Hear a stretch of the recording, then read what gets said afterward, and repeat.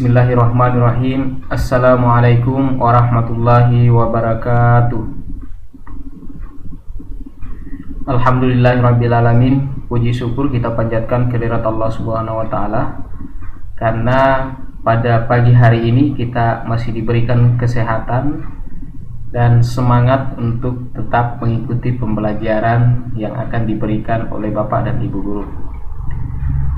Anak-anakku sekalian yang Bapak Guru selalu cintai dan selalu bangga-banggakan, untuk mengawali pembelajaran kita hari ini, marilah kita sama-sama menundukkan kepala, bermunajat kepada Allah Subhanahu wa taala. Semoga apa yang kita pelajari hari ini dapat membawa manfaat untuk kita semua. Amin ya rabbal alamin. Mari kita baca doa sama-sama. Bismillahirrahmanirrahim. Rabbi syrah li sadari wa yassir li amri wahlul 'uqdatam min lisani yafqahu qawli. Rabbi zidni ilma warzuqni fahmah bi rahmatika ya arhamar rahimin. Amin amin ya rabbal alamin. Baiklah anakku sekalian, alhamdulillah semangat semua ya. Kita akan melanjutkan pelajaran tematik kita.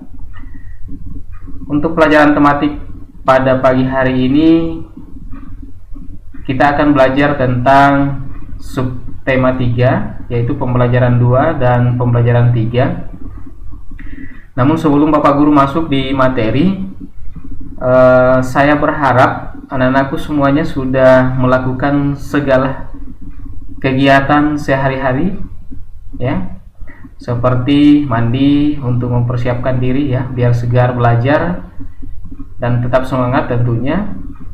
Kemudian sholat duha, kemudian membereskan tempat tidurnya, membersihkan rumah, membantu ayah ibu membereskan rumah ya, karena kita memang memberikan kesempatan kepada anakku untuk melakukan banyak kegiatan-kegiatan yang baik di pagi hari, sehingga pembelajaran kita juga hari ini itu dimulai dari jam 8, karena sebelum jam 8 diharapkan anakku setelah bangun sholat subuh itu banyak kegiatan-kegiatan bagus yang harus selesai dilaksanakan dulu ya. Oke. Sebelum kita masuk juga, saya ingatkan bahwa di Teams telah kami kirimkan daftar hadir ya, silakan diisi. Kemudian diupload juga foto sholat duhanya ya. Nah, karena walaupun anak-anakku ikut pelajaran, kalau tidak mengisi daftar hadir ya jangan sampai dikasih alpah oleh gurunya ya.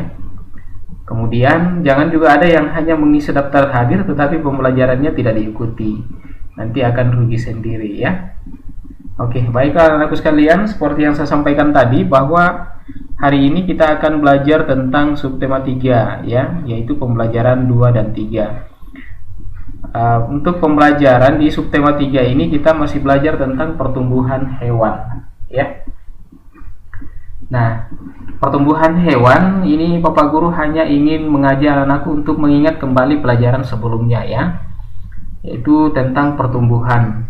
Nah, kalau anakku kemarin di pembelajaran 1 atau di awal subtema 3 telah belajar tentang pertumbuhan kucing.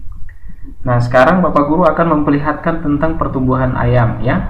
Jadi pertumbuhan ayam itu dimulai dari telur ya, seperti yang kita lihat di gambar. Telur ini, kemudian telurnya akan induk ayam akan mengerami telur tersebut, kemudian nanti telurnya akan menetas dan menjadi anak ayam. Nah, seperti di gambar nomor 2 ini. Jadi telur ini akan dierami oleh induknya, kemudian setelah 21 hari atau 3 minggu, nah nanti akan menetas ya, menetas, pecah telurnya dan keluarlah ayamnya ya. Nah, kemudian yang ketiga, anak ayam ini akan tumbuh menjadi ayam yang muda ya, semakin besar, dan nanti akan menjadi ayam yang sudah dewasa ya, ayam yang sudah dewasa dan sudah siap berkembang, dia melahirkan lagi bersama dengan induk betinanya akan menghasilkan lagi telur, dan begitu seterusnya. Telurnya menetas menjadi anak ayam dan anak muda dan dewasa lagi, begitu seterusnya. Nah, kemudian di halaman 72 saya mengajak kepada anakku sekalian, silahkan dibuka bukunya halaman 72. Di situ ada bacaan untuk kita diskusikan, ya. Di situ diperlihatkan pertumbuhan kelinci, mulai dari kelinci kecil, kemudian kelinci remaja atau kelinci muda, dan kelinci dewasa, ya. Nah, ada 3 bahan diskusi kita di situ, ya. Yang pertama adalah bagaimana cara kelinci berkembang biak. Kelinci berkembang biak, kalau tadi ayam berkembang biak dengan telur, kalau kelinci berkembang biak dengan apa? Oke, bagus sekali, ya. Jadi kelinci berkembang biak dengan cara melahirkan, ya. Jadi dia tidak bertelur tetapi langsung melahirkan, ya.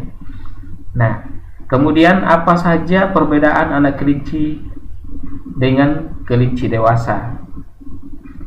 Kalau anak kelinci ini, ya, tentu saja tubuhnya masih kecil. Kemudian ini sudah besar dan ini bulunya masih halus. Kalau ini bulu-bulunya sudah memenuhi tubuhnya, ya, sudah semakin lebat, ya, semakin lebat. Gerakan kelinci juga ini gerakannya masih lambat, tetapi kalau dia sudah dewasa, kelincinya akan semakin lincah, ya, meloncat sana sini. Nah, kemudian yang ketiga, bagaimana cara Deli merawat kelinci? Jadi kalau mau kelincinya tumbuh sehat dan lincah, ya, seperti kelincinya Deli, ya, kita harus, anak-anakku yang suka memelihara kelinci harus memperhatikan cara merawatnya, ya, terutama masalah makanan diatur, ya. Jadi kalau pertanyaannya bagaimana cara Deli merawat kelinci, ya, kelincinya Deli merawat kelinci dengan cara memberikan makanan secara teratur, itu, ya. Nah, kemudian kita akan membaca di halaman 73. Di situ ada bacaan percakapan, ya. Oh ya, di atasnya percakapan ada bacaan yang Deli memelihara kelinci, ya. Tadi Deli memelihara kelinci, kemudian Nina memelihara kucing. Nah, ada pelajaran anak-anakku sekalian yang bisa kita ambil dari bacaan tersebut, ya. Mulai dari bacaannya sampai dialognya antara Deli dengan Nina. Nah, bisa di stop dulu videonya, ya, sebelum saya jelaskan pelajaran yang kita ambil. Stop dulu videonya sekarang, di pause, ya, kemudian baca bacaannya sekitar 2 atau 3 menit. Nah, setelah dibaca, maka di situ anak-anakku akan menemukan bahwa Nina dan Deli ternyata memiliki hewan peliharaan yang berbeda, ya. Nina memelihara kucing dan Deli memelihara kelinci. Tapi walaupun mereka mempunyai hewan peliharaan yang berbeda, mereka tetap berteman dengan baik. Sini seperti yang Bapak Guru pernah sampaikan di subtema 2, bahwa walaupun anak-anakku memiliki kegemaran yang berbeda dengan teman-temannya, tetapi anak-anakku harus berteman baik juga dengan teman-temannya, ya. Tidak boleh karena berbeda kegemarannya atau berbeda hewan pemeliharaannya lalu anak-anakku tidak senang sama temannya, ya. Itu tidak bagus. Jadi walaupun kita memiliki hewan peliharaan yang berbeda, kita harus tetap berteman baik dengan teman kita, ya. Nah, kemudian pelajaran yang kedua ini dari dialog. Anak-anakku boleh perhatikan dialognya. Ternyata Nina dan Deli yang berteman baik, mereka memiliki kemampuan atau kelebihan yang berbeda juga. Nah, kalau di dialog kita mendengarkan bahwa Deli ternyata minta tolong kepada Nina untuk dijelaskan atau diajak untuk belajar bersama, sehingga Nina bisa menjelaskan kepada Deli bagaimana pembelajaran berhitung yang telah mereka pelajari, ya. Nah, Nina menerima tawarannya Deli untuk Nina menjelaskan lagi bagaimana cara menghitung. Ya. Tapi ternyata Nina sekalian juga minta tolong kepada Deli untuk dijelaskan bagaimana cara membuat kalimat. Jadi Nina juga walaupun dia jago matematika, pintar berhitung, tetapi dia punya kekurangan yang ternyata kekurangan itu bisa adalah kelebihannya Deli. Ternyata Deli jago membuat kalimat atau jago dia di pelajaran bahasa Indonesia. Jadi anak-anakku sekalian yang Bapak Guru selalu cintai dan banggakan, kita berteman dengan teman itu kita masing-masing kita memiliki kelebihan dan kekurangan, tetapi kekurangan kita bisa ditutupi oleh teman, dan begitu pula dengan kekurangan teman bisa kita tutupi dengan kelebihan yang kita miliki. Ya, jadi kita saling membantu dan saling melengkapi.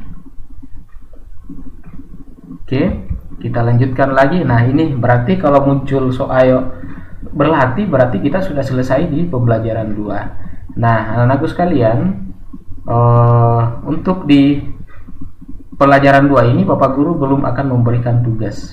Jadi kita bisa baca sama-sama soalnya, kemudian kita coba jawab sama-sama, dan nanti kita akan lanjutkan di pelajaran 3.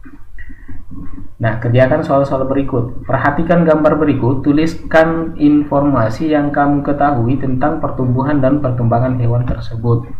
Nah, anakku sekalian, saya kira ini sama tadi dengan kelinci ya, pertumbuhan kelinci. Ya, di mana kelinci maupun sapi ini dia tidak memiliki perubahan bentuk dari kecil ke besar. Ya, dia tidak berubah bentuk. Yang berubah hanya ukurannya saja. Ini kecil kemudian semakin besar. Ya, ini mungkin bulunya halus, ini juga semakin lebat. Ya, gerakannya juga kalau misalnya lambat seperti kelinci tadi, ya sapi juga bisa seperti itu. Kalau misalnya semakin besar, nanti kalau lari pasti larinya juga akan semakin kencang. Ya, dan kalau besar ini tentu saja ya dia siap untuk berkembang biak lagi. Oke, itu beberapa informasi yang bisa kita dapatkan dari gambar ini ya. Kemudian nomor 2, tuliskan 2 contoh sikap menghargai perbedaan kemampuan yang dimiliki temanmu. Nah, ini anak-anakku sekalian pasti memiliki teman yang memiliki banyak teman, yang setiap teman itu memiliki kelebihan masing-masing. Nah, sikap menghargai adalah kita harus tidak boleh sombong dengan kelebihan yang kita miliki, dan juga kita tidak boleh memandang enteng teman yang tidak memiliki kelebihan seperti yang kita miliki. Kita juga harus menghargai kelebihan teman, dan kita juga harus selalu berbagi kepada teman.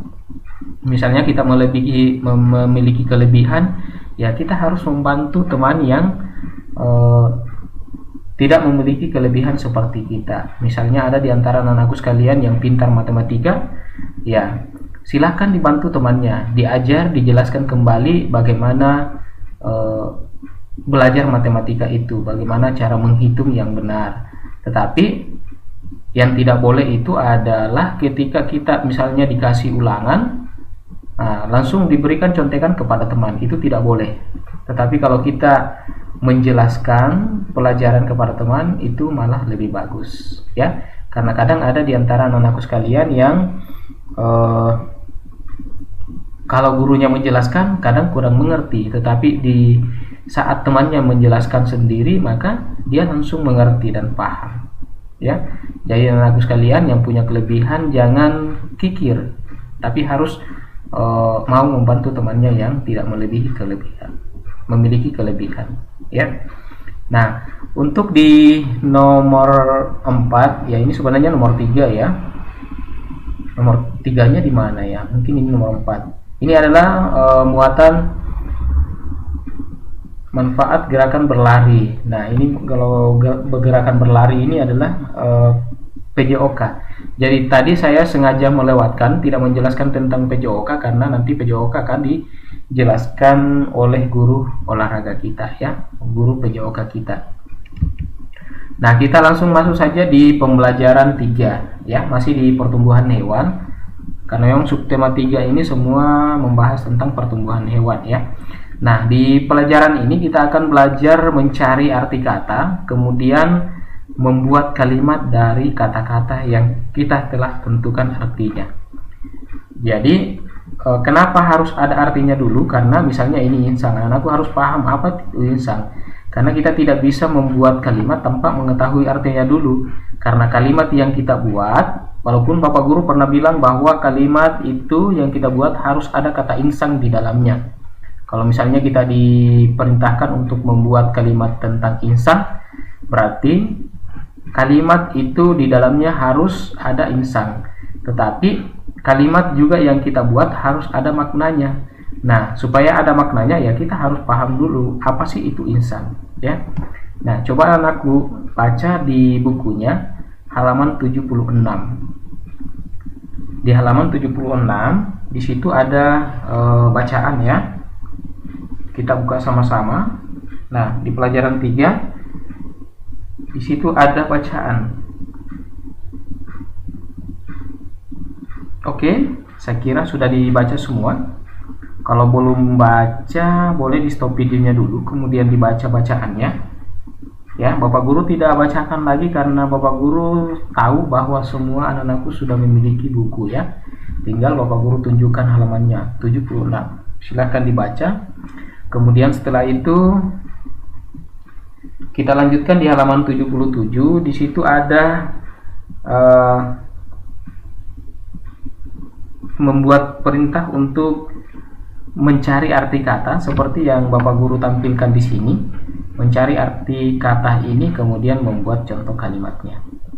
Kita coba sama-sama ya. Nomor 1, insang. Apa sih itu insang? Nah, ternyata insang adalah alat pernapasan pada hewan air. Hewan air itu misalnya ikan. Jadi ikan itu bernapas dengan insang. Itu alat pernapasannya, ikan adalah insang. Ya, kalau mamanya memasak ikan itu kelihatan insangnya itu yang di dekat kepalanya ya, di bawah dekat samping lehernya. Itu insang di situ. Nah, kemudian contoh kalimatnya ikan bernapas dengan insang. Nah, ini Bapak Guru sengaja warnai di sini. Kata insang ini menunjukkan bahwa kalimat ini harus ada kalimat di dalamnya karena kita memang membuat kalimat yang di dalamnya ada kata insang. Ya. Oke, kemudian bertelur. Apa sih artinya bertelur? Bertelur ya mengeluarkan telur. Jadi kalau ayam ada telur di perutnya kemudian dikeluarkan, itu bertelur namanya. Kemudian ayam berkembang biak dengan cara bertelur. Ya, ini contoh kalimatnya. Nah, kemudian menetas. Siapa yang bisa menjawab menetas? Coba. 1, 2, 3. Oke. Menetas adalah ya keluar dari telur atau pecah dan terbuka kulitnya. Jadi tadi di awal saya perlihatkan telur ayam. Jadi telur ayam itu ketika dierami induknya setelah 21 hari dia akan menetas. Menetas itu telurnya pecah dan keluar anak ayamnya. Itu namanya menetas. Begitu pula dengan binatang-binatang lain ya. Jadi bukan cuma ayam ya, seperti ular, seperti cicak ya, mereka juga bertelur ya, dan banyak lagi binatang yang lain ya yang bertelur. Kemudian nah ini contoh kalimatnya, telur ular menetas setelah 2 bulan. Nah ternyata lebih lama ya. Kalau tadi ayam hanya 2-3 minggu atau 21 hari, ternyata kalau telur ayam ini 60 hari atau 2 bulan telur ular ya. Nah, kemudian tumbuh. Apa sih artinya tumbuh? Ya, tumbuh adalah hidup dan bertambah besar, ya. Jadi bertambah besar. Seperti ya, kalau anak-anakku misalnya menanam pohon atau bunga ya, nanti akan semakin besar. Nah, kalimatnya bungaku tumbuh dengan baik karena aku beri pupuk.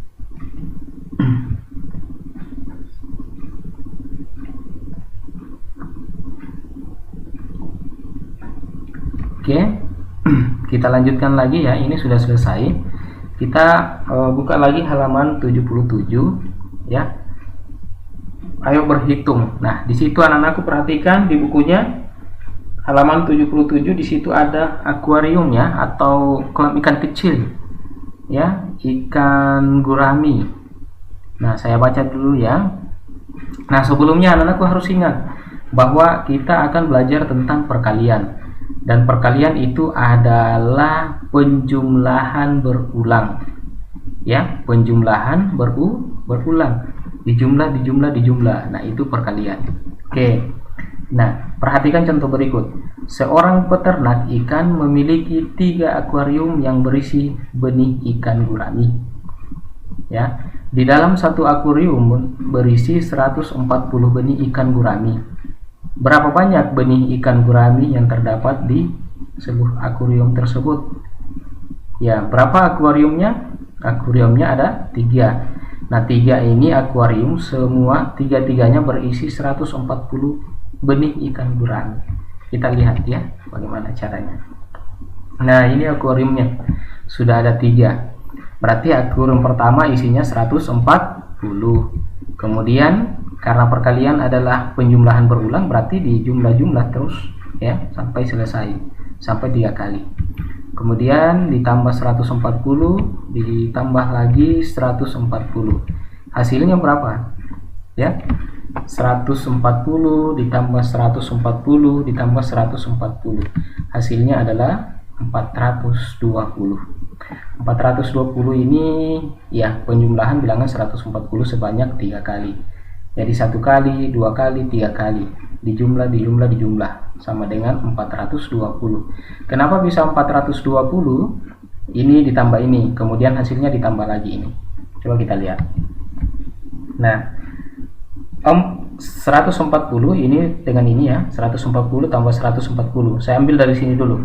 140 tambah 140 berarti 0 tambah 0, 0. 4 tambah 4, 8. 1 tambah 1, 2.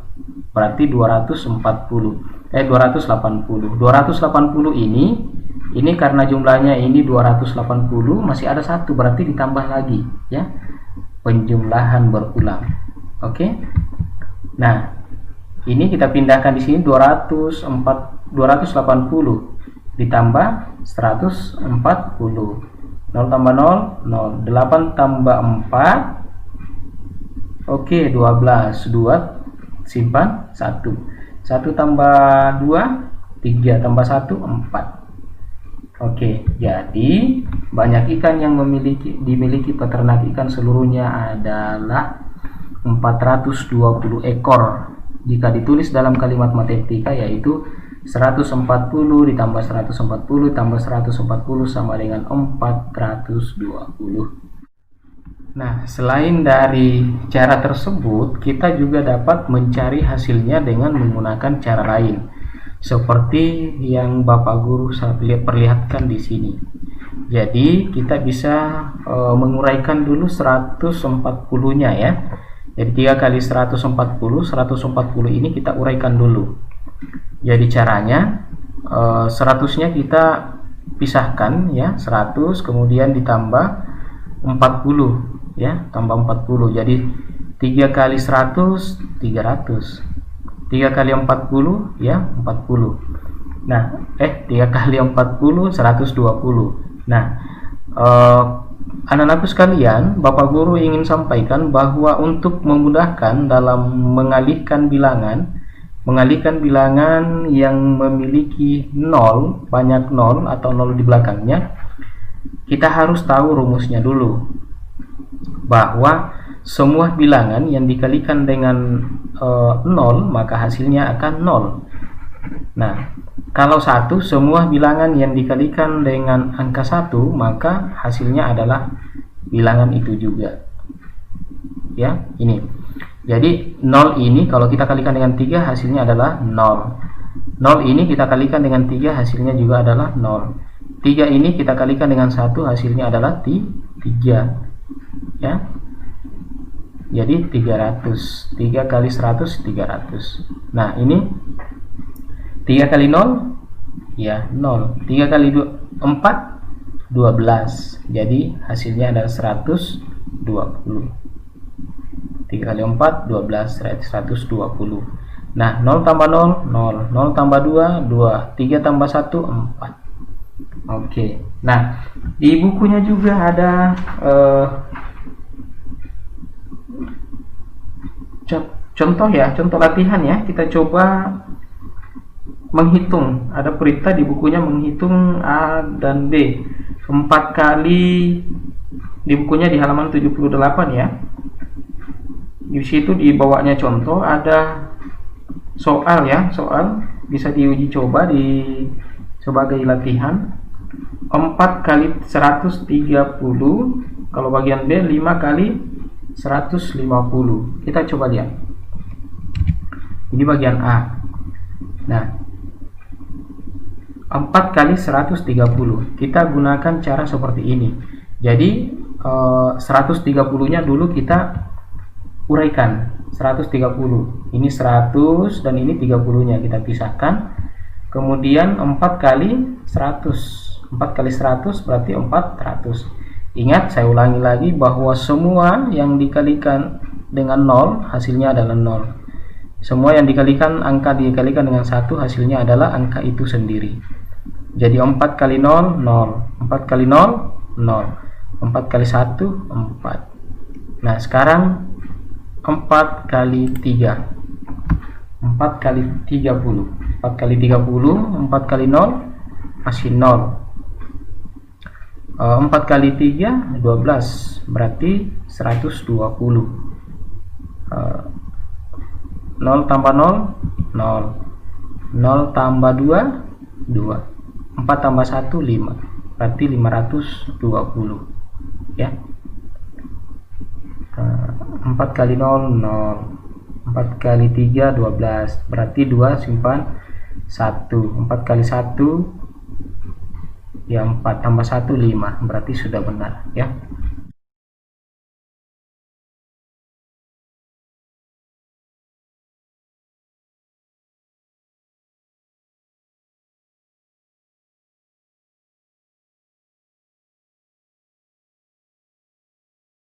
Yang diperlihatkan di situ adalah gambar dekoratif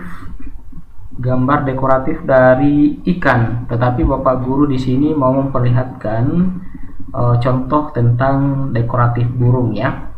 Nah, gambar dekoratif adalah gambar yang dibuat untuk memperindah atau berfungsi sebagai hiasan ya, dekorasi hiasan ya. Nah, objek yang digunakan biasanya adalah bentuk-bentuk objek di alam yang disederhanakan tanpa meninggalkan bentuk aslinya. Misalnya gambar tumbuhan dan gambar hewan. Nah, boleh tumbuhan, boleh hewan.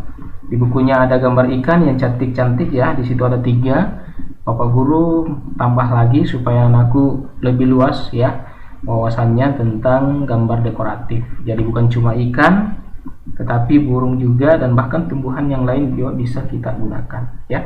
Nah, apa yang perlu kita perhatikan dalam gambar ya, jangan sampai nanti ketika Bapak dan Ibu gurunya memberikan tugas untuk membuat gambar dekoratif ya, nanti anak-anakku bingung ya. Nah, supaya tidak bingung nanti diperhatikan ini. Yang pertama, unsur penting dalam membuat gambar dekoratif adalah garis ya. Garis, kemudian ada motifnya dan ada warnanya. Ini yang harus diperhatikan supaya nanti gambar dekoratifnya betul-betul bagus kelihatan ya, indah dan bagus. Nah, kalau ingin membuat dekoratif, kita biasanya membuat sketsa atau membuat garis-garis dulu ya. Garis, kemudian motif apa, kita tambahkan motifnya dan nanti terakhir diwarnai ya. Itu langkah-langkahnya. Nah, garis dapat membantumu membuat pola gambar. Jenis-jenis garis antara lain ini banyak sekali ya ternyata. Ada garis mendatar, ada garis tegak, ada garis tegak lurus ya, ada garis lengkung, ada garis zigzag dan ada garis bergelombang ya. Nanti tergantung dari apa yang kita mau gambar ya. Ini garis-garis yang akan kita gunakan kalau kita mau membuat bentuk-bentuknya ya, ada yang datar saja, ada yang tegak lurus ya, ada yang garis melengkung ya, melengkung, ada yang garis zigzag ya, dan ada yang garis ya bergelombang ya, tergantung dari apa yang kita mau gambar. Oke, anakku sekalian, sekira sudah selesai pelajaran kita hari ini, dan sekarang kita sudah sampai di penugasan atau di ayo berlatih. Tetapi di ayo berlatih ini Bapak Guru tidak akan berikan semuanya ya, karena kita tidak boleh memberikan beban terlalu banyak untuk anak-anakku semua ya. Apalagi nanti kalau banyak tugasnya, nanti orang tuanya juga kerepotan ya. Jadi kita guru juga tidak boleh memberikan tugas terlalu banyak. Nah, dengan alasan itu, maka walaupun pembelajaran kita hari ini ada 2, tapi Bapak Guru yakin dengan memperhatikan penjelasan Bapak Guru, anak-anakku sudah paham semuanya. Adapun kalau misalnya ada yang kurang jelas, nanti boleh ditanyakan lewat WA ya, di Japri Bapak Guru ya, atau mungkin karena ini videonya nanti akan saya simpan di YouTube, nanti boleh di komentar YouTube boleh dituliskan pertanyaannya, nanti Bapak Guru jelaskan lagi di situ ya, atau mungkin ada temannya yang lain yang bisa membantu Bapak Guru untuk menjelaskan ya. Oke, baiklah anakku sekalian, dari keempat tugas ini Bapak Guru hanya akan memberikan 2 tugas saja. Yang manakah itu? Mari kita lihat yang mana tugasnya. Nah, ternyata tugas kita hari ini hanya nomor 1 dan nomor 2 ya. Nomor 1 itu bacalah cerita berikut. Ikan lele merupakan ikan yang memiliki tubuh memanjang dan bersisik halus. Ikan lele biasanya dipelihara di kolam. Ikan ini biasanya dikonsumsi sebagai makanan sehari-hari. Nah, apa ciri-ciri ikan lele? Jadi silahkan dilihat ciri-cirinya di bacaan pendek di atas. Kemudian apa manfaatnya ikan lele? Ya, ada juga di bacaan tersebut ya. Nah, kemudian nomor 2, buatlah penyelesaian dari permasalahan berikut. Seorang nelayan mendapat 5 ember ikan. Setiap ember berisi 45 ekor ikan.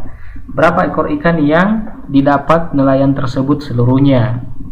Nah, ini 5 ember. Setiap ember isinya 45. Berarti ya 5 kali 45. Berarti ingat, ini adalah penjumlahan berulang. Boleh dicari dengan menggunakan cara pertama tadi, boleh juga dengan cara diuraikan dulu 40-nya ditambah 5. Kemudian masing-masing dari itu yang telah diuraikan dikali 5. Begitupun dengan bagian B. Di sebuah rumah makan terdapat 22 piring berisi ikan goreng. Setiap piring berisi 4 ikan goreng. Berapa banyak seluruh ikan goreng di rumah makan tersebut? Ya, ada 22 piring. Kemudian setiap piring berisi 4 ikan goreng. Ya. Ingat bahwa kita sudah belajar tentang perkalian.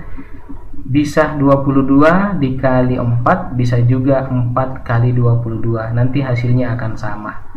Kalau anakku bingung 22 dikali 4, boleh diputar, dibalik ya, 4 kali 22. Oke, saya kira demikian anakku semua ya. Selamat belajar dan tetap semangat ya. Nanti tugasnya setelah selesai dipoto seperti biasa, kemudian dikirim di penugasan di Teams yang akan kami sediakan. Billahi taufiq wal hidayah. Assalamualaikum warahmatullahi wabarakatuh.